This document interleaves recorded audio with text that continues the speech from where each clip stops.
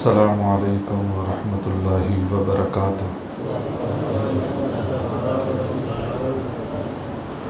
الحمد للہ نحمده ونستعینه ونستغفره ونؤمن به ونتوکل علیہ ونعوذ باللہ من شرور انفسنا ومن سیئات اعمالنا من يهده الله فلا مضل له ومن يضلل فلا هادي له ونشهد أن لا إله إلا الله وحده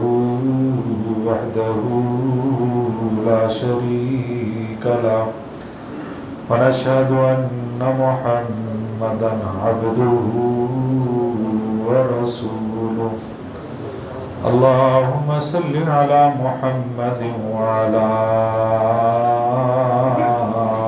آل محمد كما صليت على إبراهيم وعلى آل إبراهيم إنك حميد مجيد اللهم بارك على محمد وعلى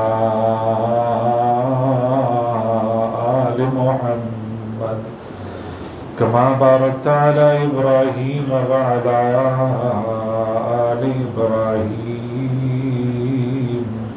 إنك حميد مجيد رب اشرح لي صدري ويسر لي أمري واحلل عقدة من لساني يفقهوا قولي رب زدني علما رب زدني فهما قال الله تبارك وتعالى في شان حبيبي إن الله وملائكته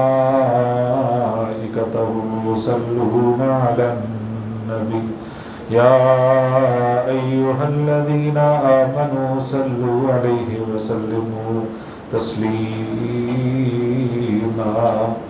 قال الله تبارك وتعالى في القرآن المجيد يا أيها الذين آمنوا اتقوا الله حق تقاته ولا تموتن إلا وأنتم مسلمون قال الله تبارك وتعالى في مقام آخر يا أيها الناس اتقوا ربكم الذي خلقكم من نفس واحدة وخلق منها زوجها وبث منهما رجالا كثيرا ونساء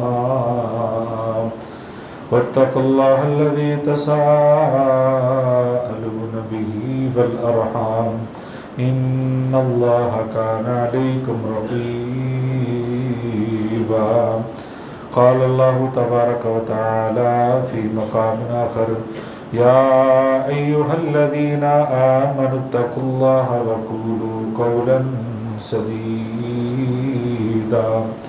يصلح لكم أعمالكم ويغفر لكم ذنوبكم ومن يطع الله ورسوله فقد فاز فوزا عظيما أما بعد فإن خير الحديث كتاب الله وخير الهدي هدي محمد صلى الله عليه وسلم وشر الأمور محدثاتها وكل محدثة بدعة وكل بدعة ضلالة وكل ضلالة في النار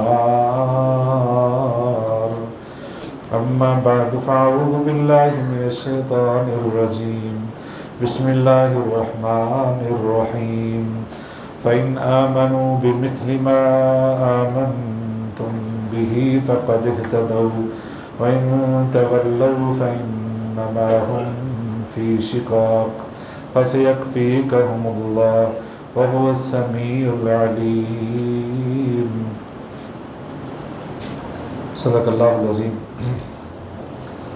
تمام قسم کی تحمیدات، تمجیدات، تکبیرات اور تقدیسات اللہ رب الجلال والاکرام کے لیے بے شمار لا تعداد انگنت بحد و حساب درود و سلام سرور کائنات امام الانبیاء احمد مجتبی حضرت محمد الرسول اللہ صلی اللہ علیہ وسلم کی ذات مقدسہ مطہرہ پر بے شمار رحمت نازل ہوں اہل بیت پر، صحابہ کرام پر، تابعین اعظام پر، اولیاء کرام پر اور ائمہ کرام پر۔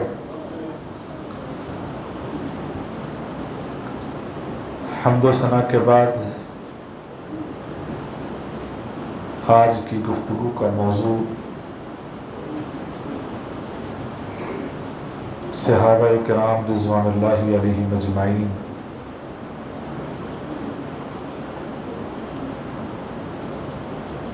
کہ جن کے بارے میں حضرت عبداللہ بن مسعود رضی اللہ تعالیٰ عنہ فرماتے ہیں کہ اللہ رب العزت نے انسانوں کے دلوں کو دیکھا تو سب سے بہترین دل حضرت محمد صلی اللہ علیہ وسلم کا پایا۔ تو اللہ رب العزت نے وہ دل اپنے لیے منتخب کیا اور اسی پر اللہ نے قرآن مجید کا نزول فرمایا، شریعت نازل فرمائی۔ پھر آپ کی مصاحبت کے لیے اللہ نے دوسرے انسانوں کے دلوں کو دیکھا تو سب سے بہترین دل صحابہ کے پائے۔ تو اللہ نے ان سب دلوں کو نبی صلی اللہ علیہ وسلم کا ہمراہی بنا دیا، ساتھی بنا دیا، اور جو چیز یا جس چیز کو صحابہ بہتر جانتے ہیں، اچھا جانتے ہیں، اللہ بھی ان کو اچھا جانتے ہیں، اور جس چیز کو صحابہ برا جانتے ہیں اللہ بھی ان کو برا جانتے ہیں۔ وہ صحابہ جن کی عظمت اور رفعت کے لیے بے شمار چیزیں ہیں، ان کو نبی صلی اللہ علیہ وسلم کی براہ راست محبت ملی، ان کو نبی صلی اللہ علیہ وسلم کا براہ راست دیدار ملا،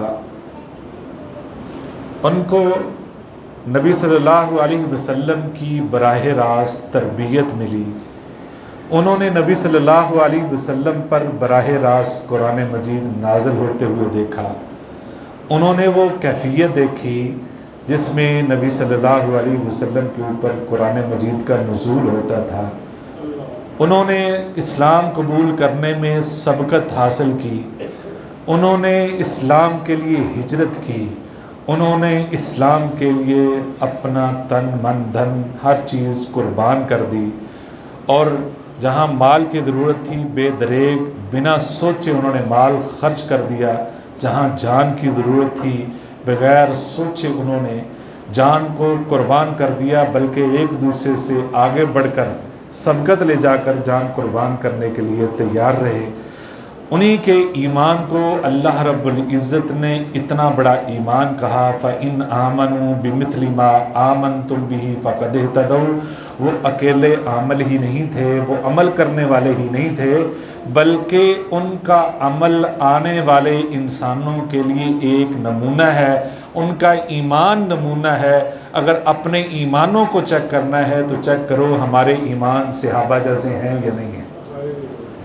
فَإِنْ آمَنُوا بِمِثْلِ مَا آمَنْتُمْ بِهِ فَقَدِ اهْتَدَوْا وَإِنْ تَوَلُّوا، اور وہ ایمان کہ آپ دیکھیں کہیں ہمارے ایمان کے اندر ڈگمگاہٹ تو نہیں ہے، کہیں ہمارے ایمان کے اندر وہ کمزوری تو نہیں۔ اگر ایمانوں کے اندر کمزوری ہے، آپ کے ایمان متزلزل ہیں، تو آپ صحابہ کی زندگیاں پڑھ کر دیکھیں، ان کی قربانیاں کیسی ہیں۔ ان کے پاس صحابہ کہتے ہیں ہمارے پاس جوتے بھی نہیں ہوتے تھے، موزے بھی نہیں ہوتے تھے، تن ڈھانکنے کے لیے کپڑے بھی نہیں ہوتے تھے. اور صحابہ فرماتے ہیں ایک صحابی فرماتے ہیں میں نے 70 صحابہ کو دیکھا ہے کہ ان کے پاس صحیح پہننے کے لیے کپڑے بھی موجود نہیں تھے، اور انہوں نے اسلام کو پھیلایا ہے. حضرت ابو ہریرہ رضی اللہ تعالیٰ عنہ کی پوری زندگی کی مختصر کہانی میں آنے آپ کے سامنے رکھی کہ وہ ان کی کیفیت کیا ہوتی تھی، اور سب سے زیادہ احادیث وہ بیان کرنے والے ہیں. انہوں نے احادیث اکٹھی کرنے کے لیے، نبی صلی اللہ علیہ وسلم کی باتوں کو اکٹھا کرنے کے لیے بھوک برداشت کی، پیاس برداشت کی، تکلیفیں برداشت کی، اور انہوں نے نبی صلی اللہ علیہ وسلم کے لیے اپنا سب کچھ قربان کیا ہے. جب بلایا وہ حاضر ہوئے، اور جیسے اسرا جسے کہا جاتا ہے، جنگ تبوک جسے کہا جاتا ہے. ہم تو سارے بہانے لگاتے ہیں نا، تھوڑی سی مصروفیت آئے تو ہم سب سے پہلے اپنی مصروفیت آگے رکھ دیتے ہیں کہ میں نے نماز کیوں نہیں پڑھی جی فلاں مصروفیت تھی، میں جمعے سے لیٹ کیوں ہوا فلاں مصروفیت تھی، میں جمعہ پڑھنے کیوں نہیں آیا فلاں مصروفیت تھی، میں نے روزہ کیوں نہیں رکھا فلاں وجہ بن گئی تھی. وجوہات بیان کرتے ہیں، اپنے کام کو آگے لاتے ہیں. لیکن نبی صلی اللہ علیہ وسلم نے ایک لمبے سفر کے لیے صحابہ کو بلایا، اور اس وقت بلایا کہ جب صحابہ کی فصلیں پک چکی تھی اور پورے سال کا خزانہ یا غلہ انہوں نے حاصل کرنا تھا، اکٹھے کرنا تھا. اگر وہ غلہ اکٹھا نہیں کریں گے تو اگلا سال بھی ان کو بھوکے ہی رہنا پڑے گا. اس وقت ایک بھی صحابی ایسا نہیں تھا جو کہتے تھے کہ میں ساتھ شامل نہ ہوں، یا اپنے غلے کی وجہ سے پیچھے رہ گیا ہو، اپنی فصل کی وجہ سے پیچھے رہ گیا ہو. سارے جیسے تھے ویسے ہی حاضر ہو گئے.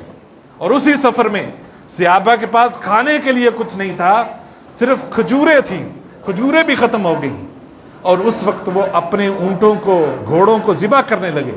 حضرت عمر فاروق رضی اللہ تعالیٰ عنہ نے مشورہ دیا، اللہ کے حضور صلی اللہ علیہ وسلم سب صحابہ سے کہیں ان کے پاس جو کچھ بھی ہے وہ سارا یہاں ڈھیر کر دیں. کسی کے پاس کھجور ہے، ستو ہے، جو کچھ بھی ہے، جو ہے گندم ہے، جو بھی ہے وہ یہاں اکٹھا کر دے، اور پھر آپ ان کو یہاں سے تھوڑا تھوڑا سب کو برابر تقسیم کریں.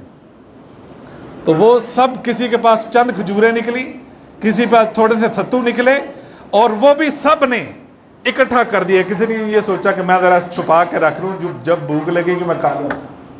سب نے، کسی ایک سے بھی نہیں رکھا چھپا کر. یہ ان کی ایک دوسرے سے محبت تھی اور وہ قربانی تھی. انہوں نے کچھ نہیں سوچا. اور بے شمار ایسی داستانیں ہیں صحابہ اکرام رضوان اللہ علیہ مجمعین کی کہ انہوں نے اس دین کے لیے سب کچھ کیا ہے. اور اگر ہم صحابہ کو الگ کر دیں، صحابہ کے بارے میں شکوک و شبہات کا شکار ہو جائیں، تو مجھے بتائیں دین ہم تک کیسے پہنچے گا؟ مجھے بتائیں دین پہنچانے والا کون سا ذریعہ ہے؟ پیغمبر سے ڈائریکٹ پریکٹیکل کسی نے دین سمجھا ہے، سیکھا ہے تو وہ صحابہ تھے. صرف 2 صحابہ کو آپ اگر کسی بھی طرح سے، کیونکہ بہت سارے معترضین موجود ہیں مختلف مسالک سے تعلق رکھنے والے، میں مثال کے طور پہ کہتا ہوں، حضرت ابو ہریرہ اور حضرت عائشہ رضی اللہ تعالی، ان دونوں کو اگر شکوک و شبہات کا شکار کر دیں دین کہاں رہ جائے گا؟ عورتوں میں سب سے زیادہ حدیث بیان کرنے والی سیدہ عائشہ ہے، مردوں میں اور سب سے زیادہ حدیث بیان کرنے والے حضرت ابو ہریرہ ہے. باقی حدیثیں کون سی بچی ہیں؟ اور دوسرے صحابہ جنہوں نے روایات کی اور پریکٹیکل سیکھا، دین اپنے اوپر انہوں نے لاگو کیا تھا. اور کہیں غلطی ہو جاتی تھی پیغمبر تصحیح کرتے تھے.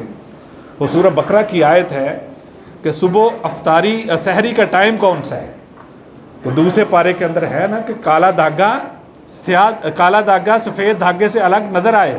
وہ پو کے بارے میں، روشنی کے بارے میں سمجھایا، تو صحابہ نے اپنے انگوٹھوں میں دھاگے باندھ لیے، حالانکہ وہ عربی جاننے والے تھے. پھر نبی صلی اللہ علیہ وسلم نے اس کی تصحیح کروائی. اس سے مراد کیا ہے؟ یعنی ان کی کئی غلطی بھی ہوتی تھی، پھر تصحیح بھی ہوتی تھی. پریکٹیکل انہوں نے دین اپنے اوپر لاگو کیا ہے اور انہوں نے سمجھایا ہے. یعنی پیغمبر کی بات کو عملی کیفیت میں اگر انہوں نے بدلا ہے تو وہ صحابہ تھے اور ہم تک پہنچایا ہے، جن کے بارے میں، جن کے دفاع میں اللہ رب العزت نے سب سے پہلے قرآن مجید کی آیت نازل فرمائی، وَإِذَا قِيلَ لَهُمْ آمِنُوا كَمَا آمَنَ السُّفَهَاءُ، جب انہوں نے کہا کہ ہم ایمان لائیں اس طرح جس طرح یہ، انہوں نے اپنی طرف سے صحابہ کو کہا یہ نادان ہے، اللہ نے کہا یہ جو کہنے والے ہیں اصل میں یہی بے وقوف ہیں، جو یہ کہہ رہے ہیں یہی بے وقوف ہیں۔ اللہ نے آسمان سے سورہ بقرہ کی دوسرے پارے کے اندر جو آیت ہے کہ یہی اصل میں بے وقوف ہیں، اور آپ تاریخ اٹھا کر دیکھ لیں، دنیا میں کوئی ایسا انسان نہیں ہوگا جو صحابہ کے بارے میں شکوک و شبہات کا شکار ہوا ہے وہ دلیل نہ ہوا ہو۔ دیکھ لیجئے تاریخ پڑھ کے، وقت نہیں کہ اس موضوع کی طرف جاؤں۔ تو یہ اللہ، کیونکہ اللہ نے ڈائریکٹ ان کا دفاع کیا ہے اور اللہ نے ان کی بڑی بڑی غلطیوں کو معاف کیا، ان کا میں ذکر کرتا ہوں، بڑی بڑی، کیونکہ وہ انسان تھے، وہ فرشتے نہیں تھے، آسمان سے نازل ہوئے فرشتے نہیں تھے، وہ انسان تھے، بطور انسان ان سے غلطیاں جو ہوئیں، اللہ کے پیغمبر کی محبت کی وجہ سے، ان کا ساتھ دینے کی وجہ سے، ان کے لیے قربانیاں دینے کی وجہ سے، اطاعت کرنے کی وجہ سے اللہ نے ان کی بڑی بڑی خطاؤں کو معاف کر دیا، کیونکہ انہوں نے قربانیاں بہت دی ہیں، اور اس وقت دی ہیں جب ان کے پاس کچھ بھی نہیں تھا۔ نبی صلی اللہ علیہ وسلم نے فرمایا، بخاری کی حدیث ہے، لا تسبوا اصحابی، میرے صحابہ کو برا بلا نہ کہو، فلو ان احدکم، اگر تمہارے اندر سے کوئی شخص مثل احد ذہبا، احد پہاڑ کے برابر سونا خرچ کر دے، تمہارے اندر سے کوئی شخص احد پہاڑ کے برابر سونا خرچ کرے، ما بلغ مد احدہم ولا نصیفہ، وہ ان کے ایک مد یا آدھے مد کے خرچ کرنے کے برابر بھی نہیں ہو سکتا، اس کو نہیں پہنچ سکتا۔ یہ کتنا ہوتا ہے؟ 425 گرام۔ ایک مد کتنا ہوتا ہے؟ 425 گرام کا، اور گویا اس کا ہاف اگر کریں گے تو وہ 213 کے قریب رہ جائے گا، کہ 213 گرام صحابہ خرچ کریں، کوئی صحابی خرچ کرے، آپ احد پہاڑ کے برابر سونا خرچ کر دیں، ان کے اجر کو نہیں پہنچ سکتے۔ احد پہاڑ کتنا ہے؟ 7-8 کلومیٹر پر وہ لمبائی پہ ہے، 3-4 کلومیٹر چوڑائی پہ ہے، اور پہاڑ جتنا اوپر ہوتا ہے اتنی گہرائی اس کی نیچے بھی ہوتی ہے، بلکہ زیادہ ہوتی ہے۔ اس کا آپ کوئی وزن نہیں نکال سکتے۔ نیٹ پہ جائیں گے، آپ گوگل کریں گے اس کو، تو وہ تقریباً بتاتا ہے 200 ارب ٹن اس کا وزن بنتا ہے، اگر اس کا وزن بنائیں گے، اتنا اگر خرچ کرتا ہے۔ اور دوسری حدیث کے اندر ہے، جو کوئی روزانہ بھی اتنا خرچ کرے ان کے آدھے مد کو نہیں پہنچ سکتا۔ بھائی ہماری حیثیت تو یہ ہے، اب دوسری فضیلتیں اپنی جگہ موجود ہیں، جو بعد میں آنے والے پیغمبر کے امتی ہیں ان کی فضیلتیں موجود ہیں، اس میں تنقیص نہیں ہے، لیکن ان صحابہ نے، ان ہستیوں نے جو نبی صلی اللہ علیہ وسلم کے لیے قربانیاں دی ہیں، جو ساتھ دیا ہے اللہ نے، اس وجہ سے، اور پیغمبر کو سامنے دیکھنے کی وجہ سے، ایمان کی حالت میں آپ صلی اللہ علیہ وسلم کو دیکھنے کی وجہ سے اللہ نے ان کو صحابی کا رتبہ عطا فرمایا ہے، اس وجہ سے ان کا یہ رتبہ ہے۔ اور جن کی حیثیت یہ آدھے مد کے خرچ کرنے کے برابر نہیں ہو سکتی، وہ پیغمبر کے ساتھیوں کے بارے میں کوئی زبان درازی کرے، اس کی حیثیت ہے کوئی؟ اس کی کیا حیثیت ہے؟ وہ اتنی بڑی ہستیاں ہیں۔ آگے سنیے، حضرت عبداللہ بن عمر رضی اللہ تعالیٰ عنہ فرماتے ہیں، یہ ابن ماجہ کی یہ بھی صحیح روایت ہے، نبی صلی اللہ علیہ وسلم، لا تسبوا اصحاب محمد، نبی صلی اللہ علیہ وسلم کے ساتھیوں کو برا بھلا نہ کہو، فرمایا ان کے ساتھ، یعنی پیغمبر کے ساتھ جس صحابی نے ایک لمحہ بھی گزار لیا ہے، یاد رکھو ان کی ایک گھڑی تمہاری زندگی بھر کے نیک اعمال سے افضل ہے،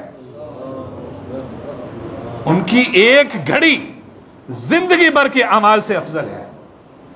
اور پھر حضرت سعید بن زید رضی اللہ تعالیٰ عنہ کی روایت اس سے بھی بڑھ کر، وہ فرماتے ہیں جن صحابہ نے، ان میں سے کسی ایک صحابی نے نبی صلی اللہ علیہ وسلم کے ساتھ جہاد کرتے ہوئے ایک بار بھی اپنے چہرے کو گرد آلود کر لیا، یعنی ان کے چہرے پہ کوئی مٹی ڈل گئی، اور اس مٹی کا جو رتبہ ہے وہ آپ کے زندگی بھر کے اعمال سے افضل ہے۔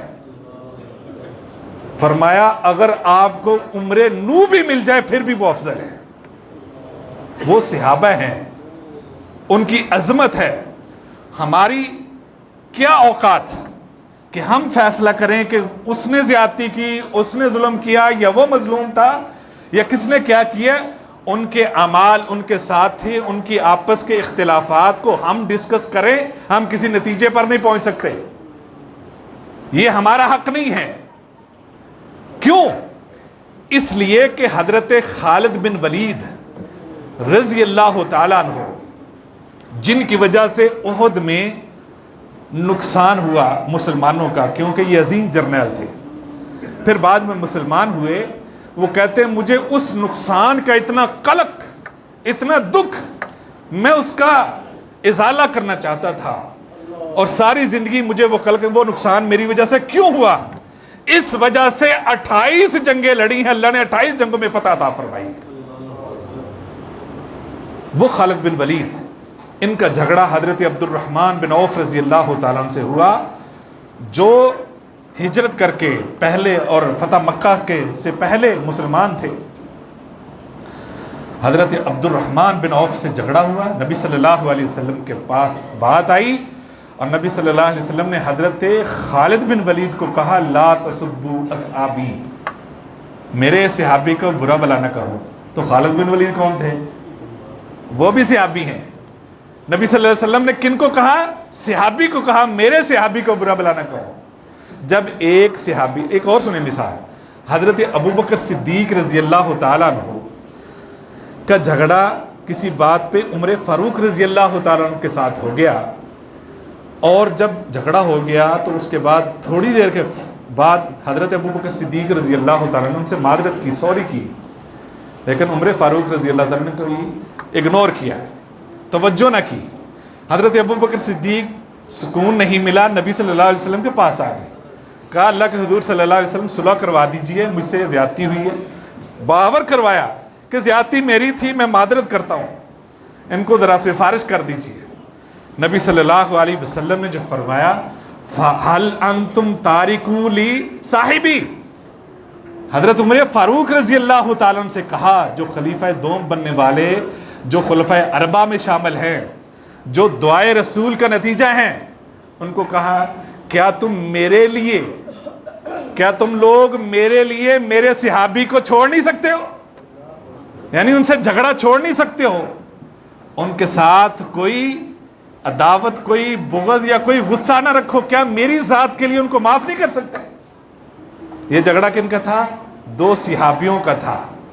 یعنی ان دونوں باتوں سے یہ بات سمجھ آتی ہے کہ پیغمبر صلی اللہ علیہ وسلم نے صحابی کو صحابی کے بارے میں برا بلا کہنے سے روک دیا، تو ہماری کیا حیثیت ہے؟ جب صحابی صحابی کے بارے میں برا نہیں کہہ سکتا، کچھ غلط نہیں بول سکتا، تو ایک عام بندے کی کیا حیثیت ہے کہ وہ پیغمبر کے ساتھیوں کے بارے میں بری زبان جو ہے وہ استعمال کرے؟ اس کی کیا حیثیت ہے؟ اس لیے صحابہ کے بارے میں، وہ صحابہ سارے کے سارے عدول ہیں، وہ منصف ہیں، اور ان کے بارے میں ہمارے دل صاف ہونے چاہیے، کیونکہ وہ نبی صلی اللہ علیہ وسلم کا ساتھ دینے والے ہیں، وہ پیغمبر کا ساتھ دینے والے ہیں۔ اور انہی کے لیے سیدہ عائشہ رضی اللہ تعالیٰ عنہ کی حدیث ہے، نبی صلی اللہ علیہ وسلم نے فرمایا لا تسبوا اصحابی لعن اللہ من سب اصحابی، میرے صحابی کو برا بلا نہ کہو، جو ایسا کرے گا اللہ کی اس پر لعنت ہو۔ اور حضرت عبداللہ بن عباس رضی اللہ تعالیٰ عنہ کی روایت ہے من سب اصحابی فعلیہ لعنت اللہ والملائکۃ والناس اجمعین، کہ جو ایسا کرے گا اللہ کی، اللہ کے فرشتوں کی، تمام لوگوں کو اس پر لعنت ہے۔ حضرت عبداللہ بن مغفل رضی اللہ تعالیٰ عنہ فرماتے ہیں رسول اللہ صلی اللہ علیہ وسلم نے فرمایا اللہ اللہ، اللہ کے لیے معاف کر دو، اللہ کے لیے معاف کر دو، فی اصحابی، میرے صحابہ، لا تتخذوہم غرضا، میرے صحابہ کو تم نے ہدف نہیں بنانا۔ کتنی واضح روایات ہیں، پھر کیوں ہم اس طرح کے اشکالات کا شکار ہو جاتے ہیں؟ لا تتخذوہم غرضا، ان کو ہدف نہیں بنانا کسی بھی اعتبار سے۔ فرمایا میرے بعد اس طرح کے فتنوں کا شکار نہ ہو جانا، اگر ان سے محبت کرو گے تو وہ میری وجہ سے محبت ہے، صحابہ سے محبت میری وجہ سے، یاد رکھو صحابہ سے بغض اور ان سے کینہ اگر کوئی رکھے گا تو وہ مجھ سے بھی کینہ رکھے گا۔ فمن اذاہم فقد اذانی، جس نے ان کو اذیت دی گویا انہوں نے مجھے اذیت دی ہے۔ جو صحابہ کو اذیت دے گا گویا کن کو اذیت دے گا؟ پیغمبر صلی اللہ علیہ وسلم کو اذیت دے گا۔ تو یہ روایات اتنی واضح ہیں اور نبی صلی اللہ علیہ وسلم کے حدیث اتنی واضح ہیں، اختلافات ہو جاتے ہیں لیکن ان اختلافات کا ہم حل نہیں نکال سکتے، ہم ان کے درپے نہ ہوں۔ ہمارے تو اور بڑے مسائل ہیں، ہماری اپنی نمازیں سیدھی نہیں ہیں، نمازوں کی اندر پڑھنا کیا وہ دعائیں یاد نہیں، صحابہ کے فیصلے ہم کرتے ہیں۔ ہماری اوقات تو یہ ہے، ہمیں روزے کے مسائل کا پتہ نہیں، زکوٰۃ کے مسائل کا پتہ نہیں، نکاح کے ازدواجی زندگی، گھریلو زندگی اور کاروباری مسائل کا ہمیں پتہ نہیں ہے، لیکن صحابہ کے بارے میں فیصلہ کرنے کے لیے ہم چل پڑتے ہیں، یہ فلاں ایسا ہے تو فلاں ایسا ہے۔ احد کے اندر نقصان ہوا، جانی نقصان ہوا، صحابہ کی ایک بطور انسان غلطی ہوئی، اللہ رب العزت نے اس غلطی کو قرآن مجید میں ذکر کیا، فرمایا ان الذین تولوا منکم یوم التقى الجمعان انما استزلهم الشیطان ببعض ما کذبوا، کہ جب شیطان نے آپ کو پھسلا دیا، احد کے اندر جب دو جماعتیں آپس میں لڑ رہی تھی، جب شیطان نے آپ کو پھسلا دیا اور اس وجہ سے نقصان بھی ہوا، ببعض ما کسبوا، اللہ فرماتے ہیں وَلَقَدْ عَفَا اللَّهُ عَنْهُمْ، اللہ نے کہا میں نے ان کو معاف کر دیے، شہید ہوئے، جنگی غلطی تھی، جنگی غلطی کو قومی طور پہ معاف نہیں کیا جاتا، لیکن اللہ رب العزت نے غلطی معاف کر دی کیونکہ وہ صحابہ ہیں، وہ صحابہ ہیں، اور فرمایا ان اللہ غفور حلیم، اللہ بخشنے والا ہے اور بردبار ہے۔ حالانکہ غفور کے ساتھ رحیم بھی آتا ہے، لیکن یہاں اللہ نے ذکر صفت کون سی بیان کی؟ حلیم والی، بردبار ہے۔ اللہ نے وہ بڑی غلطی معاف کر دی ہے، اس لیے صحابہ کے بارے میں آپ کو بھی بردبار ہی رہنا چاہیے، ٹھنڈے مزاج والا رہنا چاہیے۔ ایک اور غلطی، وہ مشہور واقعہ حضرت حاتب بن ابی بلتہ والا، وہ صحابی رسول تھے، نبی صلی اللہ علیہ وسلم، مختصر میں آپ کے سامنے رکھتا ہوں، نبی صلی اللہ علیہ وسلم جب بھی کسی جگہ جاتے اپنے ارادے ظاہر نہیں کرتے تھے سوائے چند صحابہ کے، پتہ نہیں ہوتا تھا سفر کدھر کو کرنا ہے، یعنی وہ مخفی رکھا جاتا تھا۔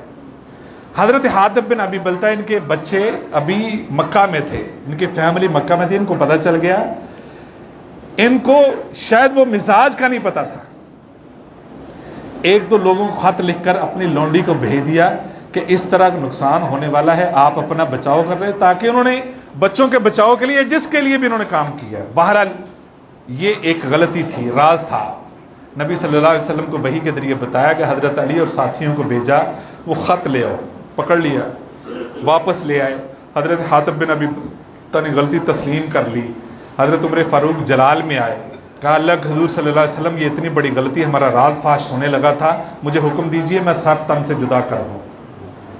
نبی صلی اللہ علیہ وسلم، حدیث صحیح ہے، نبی صلی اللہ علیہ وسلم نے فرمایا نہ یہ میرے بدری صحابی، ان کو کچھ نہ کہیے، غلطی ہو جاتی ہے، یہ غلطی ہوئی، قومی غلطی ہوئی ہے، لیکن نبی صلی اللہ علیہ وسلم نے معاف کر دیا، پیغمبر معاف کر رہا ہے، اللہ معاف کر رہا ہے، اور صحابہ ایک دوسرے کو معاف کر رہے ہیں، ہم نہیں معاف کرنے والے ہیں۔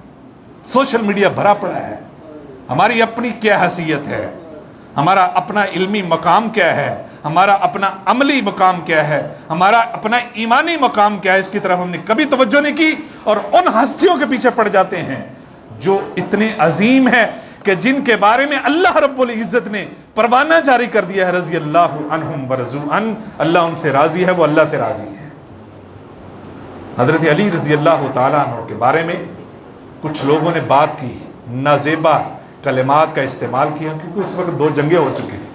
حضرت سعد بن ابی وقاص رضی اللہ تعالیٰ عنہ موجود تھے، فوراً کہا महलन अन असहाब रसूल सल्लल्लाहु अलैहि वसल्लम, रुक जाइए, सहाबा के बारे में कोई बस जुबानी न कीजिए, इसलिए कि हम भी मौजूद थे, पैगंबर के साथ थे, ग़ज़वा बदर में मौजूद थे, उनके हमने कैदी कर लिए और हम सब ने, हमारी ये राय थी कि इन कैदियों को फिदिया लेकर आज़ाद कर दिया जाए, और ये राय तय पा गई और आज़ाद कर दिया गया। ये अल्लाह की पसंदीदा राय नहीं थी, ये राय अल्लाह की पसंदीदा नहीं थी। मुखालफत नहीं, क्योंकि हुक्म पहले कोई नहीं था, लेकिन अल्लाह की पसंदीदा नहीं थी।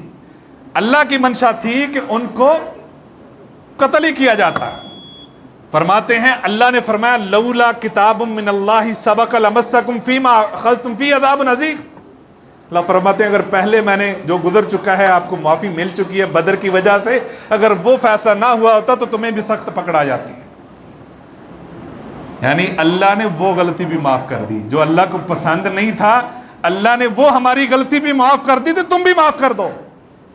यानी अल्लाह ने बदर में भी माफ़ी दे दी, उहद में भी माफ़ी दे दी, सहाबा पैगंबर के सहाबी उनको भी माफ़ी दे दी।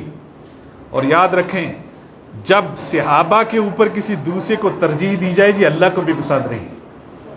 एक आम सहाबी जो उस वक्त आम समझा था, हम तो किसी सहाबी को आम नहीं समझते, हज़रत अब्दुल्ला इब्न उम्मे मक्तूम जो नबीना सहाबी थे वो मौजूद हैं, और कुछ रुआसा, कुछ सरदार आए नबी सल्लल्लाहु अलैहि वसल्लम महज इसलिए कि वो ये सहाबी तो मेरे पास ही रहते हैं, मैं बाद में भी इनसे बात कर लूँगा, वो सरदार हैं, उनकी बात तवज्जो से सुन लो, शायद उनके दिल में कोई ईमान की चमक पैदा हो जाए, कोई चिंगारी पैदा हो जाए, वो ईमान ले आए।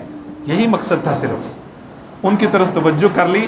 अल्लाह को ये बात पसंद नहीं। अल्लाह ने कुरान मजीद की आयत नाज़िल फरमा दी, अबसा व तवल्ला अन जाअहुल आमा वमा युद्रिका लअल्लहु यज़क्का, कि हम इसको पसंद नहीं करते कि आप अपने सहाबी की तरफ तवज्जो ना करें, उनको इग्नोर करें, उनको तरजीह दें।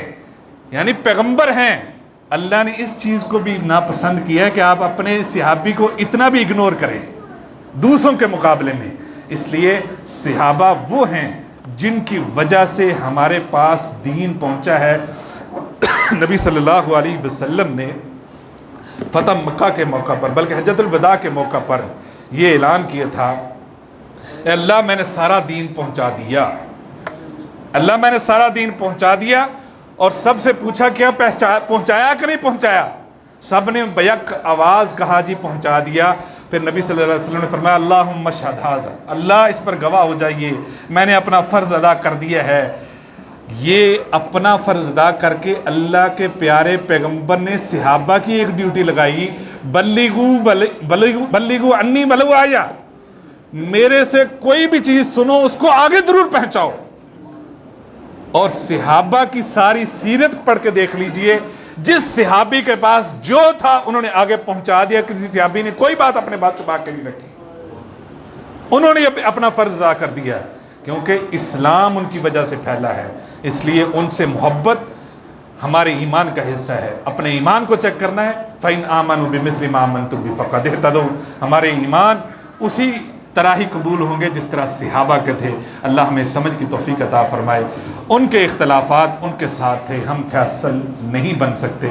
एतदाल यही है कि अल्लाह वो उनके मामले अल्लाह के साथ हैं, हम उनसे दिली मोहब्बत करें, जिसका जो मर्तबा है उसके मुताबिक हम मोहब्बत करते हैं। किसी को हम हकीर या किसी को हम जो है वो किसी भी एतबार से कमतर नहीं समझते। अल्लाह अमल की तौफीक अता फरमाए।